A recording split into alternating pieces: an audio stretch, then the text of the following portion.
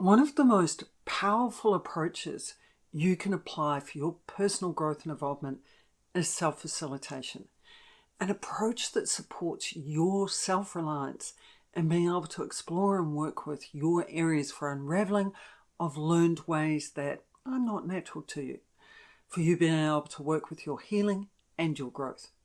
Self-facilitation is an approach that supports you to effectively process what you experience internally in feelings, thoughts, and sensations. And this is so that you gain insight into what you're experiencing, why you're experiencing it, and gives you the insight as to the types of steps you can take to work through your processing so that you navigate your journey back to who you truly are more easily and fluidly. It's an approach I have naturally developed during my life, and that you potentially already, possibly consciously, and more than likely unconsciously already apply with yourself in terms of your own growth. Self-facilitation is the ability to consciously work through the emotional, mental, physical, energy, and spiritual processing you experience. And that's just putting it in simple terms. And self-facilitation, while it supports the growth of your ability to actually be more independent and more self-reliant in understanding, exploring, and developing you, so you have less need to go and ask others for support and help. So when you do experience emotionally impacting processing, you know the steps you can take to work through it rather than needing to turn to others to do so. I will say though, you still do deserve to experience having other people support you through your processing at times. And we actually need it because that is part of the growth of your self-worth and the growth of you actually having that experience, and also growing your ability to actually ask for as well as receive support and help.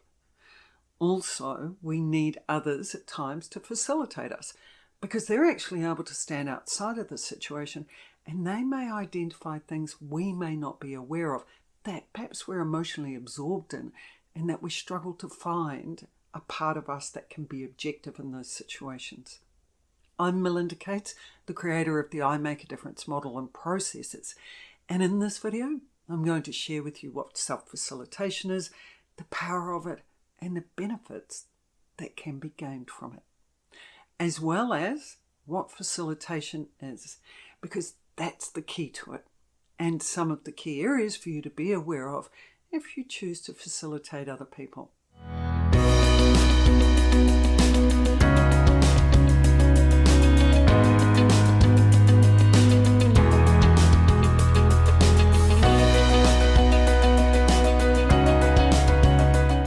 Before I dive into and clarify what self-facilitation is, the best starting point is to understand what facilitation is. Facilitation is an approach that anyone can take, where the approach the person takes focuses on supporting and making it easier for an individual or a group to make progress through their process and any processing they experience in the process. I know it sounds convoluted and a bit of a mouthful, but essentially, when an individual is going through a process and they're experiencing their own unique feelings, thoughts, energy, sensing, and everything else that's going on for them in their processing, they are assisted to work through that.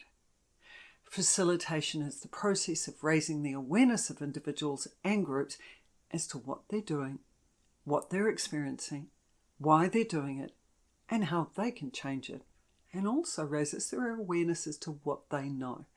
And that is one of the key elements of this approach that I love, is supporting people to discover what they actually do know, for them to discover the answers within them, and for them to grow their confidence around this and to own what they do discover because it's what's true for them.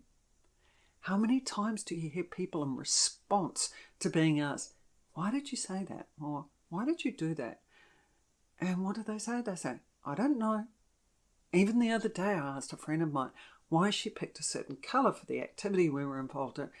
And she said, I don't know why, it just came to my mind. Then about 2 minutes later, it came. She said, okay, I'd not stopped to process it and connect to and understand why. She was able to then share her reasoning, which was really fascinating and interesting. Everything we do is for a reason. It is about becoming more conscious of the reason. And as you do, you own more of who you are. And you are more intentional in what you do and what you say. You get to influence your life more powerfully because you're more conscious and more intentional. So here's a tip for you. The next time someone says to you, why did you, whatever you're doing, if you do not know why, then say to the person, I need a moment to connect to my why, or I need a moment to process that and get to my why. And take a moment and find your why. The important intention for doing this is for you to grow your awareness and ability to know, understand, and facilitate you. I had a gentleman the other day who I don't know very well. I've only talked to him a couple of times and he's a business acquaintance. He sent me a message. Hello, sunshine, how are you doing? My initial thoughts were, this is rather personal and informal. I wonder what his processing is. But I got there was another reason behind this, not just for him, but for me. So I asked him, what prompted you to call me sunshine? He took a little while to come back to me because he had to stop and really check in with the why, which he actually likes to call people sunshine to brighten up their day. There was a lot more to the story, but that was the essence of it for him. I was interested because for me, this was a message not from this gentleman, but for me, if you believe in this, it was a message from my dad who has passed. My dad is the only person in my life who has called me sunshine, and the words this man used were the exact words my father used to use. So there was a gift in the process for both of us. The man became more conscious and more intentional with his use of sunshine, as it appeared he was unconscious of what he did when he wrote it and what he said to me. And this was due to him not being able to answer the question straight away. And I got a message from my dad because that was how I received it. From my experience in processing, everyone knows why they do and say things. They're just not conscious of the reason and their intention. And they may not have processed it, which is why people make so many discoveries when they're facilitated by someone else. Facilitation not only supports a person to identify what they know, it also encourages people to take responsibility for themselves, take responsibility for their decisions, their problem solving, their suggestions, and the actions that they will take to bring about the changes that will make a difference to who they are and the people in their life. A facilitator is an individual who is experienced and knows processes. That's their key area of expertise and focus. They know human processes and processing, and they have insight and knowledge as to what a person is experiencing and why. And they have insight and knowledge as to the journey, the process that they are on. A facilitator asks questions and applies approaches so that the journey a person experiences and working through their processing of the process is one that's easier and one of greater clarity. So if that is what facilitation is in brief, what's self-facilitation? Self-facilitation is applying a facilitation or facilitative approach to and with yourself internally, where you ask yourself questions to work through your internal processing you are experiencing. In self-facilitation, there's a part of you that is able to stand back and be neutral and objective in your approach to questioning the part of you that's processing and experiencing the emotions, the feelings, the thoughts, and for you to explore, understand, and work with your processing. Self-facilitation supports you to identify what's happening to yourself and why. So you know how to work with your process more objectively. For example, when and if you know the process of triggers, that is, external occurrences that trigger processing in you, well, you will know what they are. You will know how they work. You'll know why they impact you and where they come from. And you'll know the process of how they activate emotions and other processing and then reactions.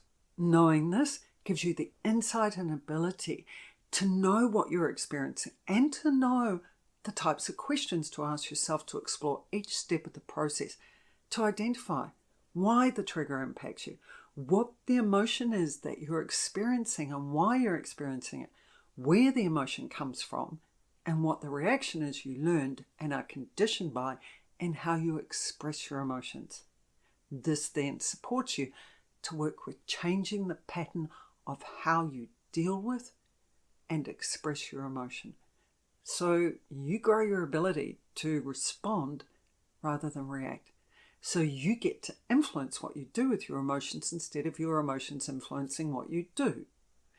You're able to work with healing the emotion, and then you neutralize the trigger, as you are no longer emotionally attached to it or impacted by it. As you grow your ability to self-facilitate yourself through your processing of a process, it can take some time to get used to this and applying it, because it requires working through the process step by step so you know it and so that it becomes a part of you. Then you get to the point, like I can in most cases, instantly process what you're experiencing, know what it is, and shift it very quickly. The power of self-facilitation, knowing process in your processing. As you grow your ability to self-facilitate, you will naturally grow your ability to also facilitate others. And what's the purpose of facilitating other people? It's to support others to work through their processing of the processes they are experiencing, so that they can understand themselves, have greater awareness of themselves, and so that they can process what they're working with, so they can become self-reliant, so that they can explore what they're experiencing and come to some conclusion as to how they will manage what they're experiencing. This approach results in the person who's being facilitated being able to make progress in their growth far more easily than if they'd tried to do it on their own, because the facilitator is process and processing aware. Be aware, though, that facilitating another person's process is to be done as a result of them knowing that this is what they're experiencing, through either them asking you to facilitate them and or them accepting your offer for you to do so. Facilitation is not an approach to be applied if you have a need to facilitate the person because it fills your neediness to be of value, rather than adding value to the person. If you act on your need to be of value and facilitate the person, what you're essentially doing is using the other person to make you feel good, to make you feel of worth, and that can lead to outcomes that are limiting and detrimental to the person you're facilitating, where they explore things that you want them to explore rather than what they need to explore and what is right for them to explore. I know, because in my earlier days, when I became very enthusiastic, almost zealot-like around facilitation as an approach, I was needy to support others to discover more about themselves and find their own answers. I wanted to encourage others to be self-reliant. And I experienced pushback, resistance, and even shut down from a couple of people. And this was because I was pushing and imposing my process, my need to be of value, onto them. I wanted them to experience what I was experiencing, because if they did, then I felt I was of value and it helped them. But the important question here is, what did they want? My need to experience something overrode and did not consider the other person's process and requirements.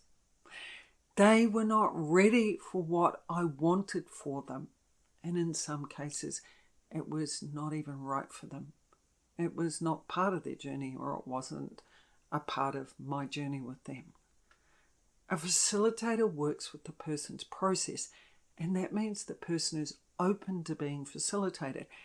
As I said, they either agree to it or asked for it, as they want support exploring their processing at the rate and depth, please hear this, at the rate and depth that is right for them and where they're at. A true facilitator considers and respects where the other person is in their growth. If you want to grow your ability to self-facilitate your healing, growth and evolvement process, I encourage you to, firstly, become more familiar with and get to know the processes you're working with and experiencing within yourself. Secondly, become familiar with your unique way of processing and your unique way of working through each of the processes. Thirdly, grow your ability to ask yourself questions that help you explore and understand your experience of the process you're going through, so you grow your ability to work through your processing more easily with awareness. Fourthly, be aware of any answers, any messages, learnings, insights that you find within yourself. Be aware of what you discover about yourself and your processing through the process. My ability to self-facilitate came from my fascination and curiosity to understand me, my want to grow and evolve, and this was the way that it worked. Also for me to understand others and where they were similar and different to me in my processing and why. My experience of the processes I was navigating was just fascinating. If you want to know more about process and processing, then check out my video on it. There's a link below. But take that time to be curious about yourself. Be curious about what are all the processes that you experience within you that influence you, and how do you experience those processes so that you grow your ability to be able to easily and more effectively work through your growth and involvement process so that your journey is more fluid, more self-reliant and easier as you journey back to who you truly are.